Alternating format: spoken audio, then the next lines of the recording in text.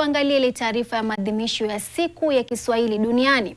Huku ulimwengu ukiadhimisha maadhimisho ya 5 ya siku ya kimataifa ya Kiswahili, Chuo Kikuu cha Kenyatta kwa ushirikiano na shirika la Umoja wa Mataifa la elimu, sayansi na utamaduni UNESCO kimezindua rasmi mikataba miwili ya kimataifa iliyotafsiriwa kwa Kiswahili ili kukuza haki ya kushiriki katika michezo, elimu ya viungo na shughuli za kitamaduni.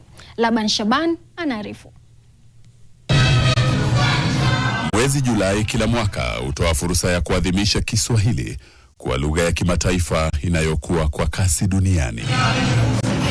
Chuo Kikuu cha Kenyatta kwa ushirikiano na UNESCO kimezindua rasmi mikataba miwili ya kimataifa iliyotafsiriwa kwa Kiswahili. At Kenyatta University, we have contextualized this theme further as Kiswahili, multilingualism, and artificial intelligence in sports and environmental conservation for sustainable development.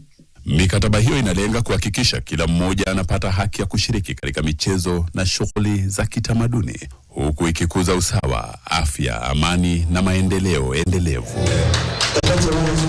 Kauli mbiu ya mwaka ni Kiswahili, uanuai wa lugha na akili unde katika michezo na sayansi za jamii. Katika nchi 14, Kiswahili si lugha ya mawasiliano pekee, bali ni chombo cha utambulisho, mshikamano na amani. Siku hii iliidhinishwa na shirika la Umoja wa Mataifa la elimu, sayansi na utamaduni UNESCO pale mwaka 2021 ili kutambua mchango wa Kiswahili katika kukuza utamaduni na amani duniani. Laban Shaban, NTV.